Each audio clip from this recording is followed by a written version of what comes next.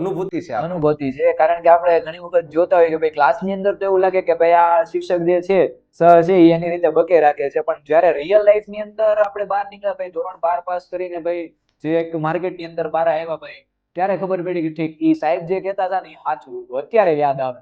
એ બધું 100% રાઈટ છે. અત્યારની બધી જનરેશનને આપણે સારી એવી ઇન્ટ્રોડક્શન આપીને આગળ વધારીએ છીએ. એક તારક મહેતામાં એક નવો તમને એપિસોડ તમને ખબર હોય તો સુંદરલાલ છે, ટૂંકમાં આપણે જેઠાજીના જે શાળાજી, એને મકાન બનાવવાનું જે છે ને, એક ડિગ્રી એવું થઈ ગયું છે, એક ડિગ્રી છે ને એની વેલ્યુ કોઈ નથી, પણ તમારો અનુભવ છે તેની વેલ્યુ બહુ અત્યારે.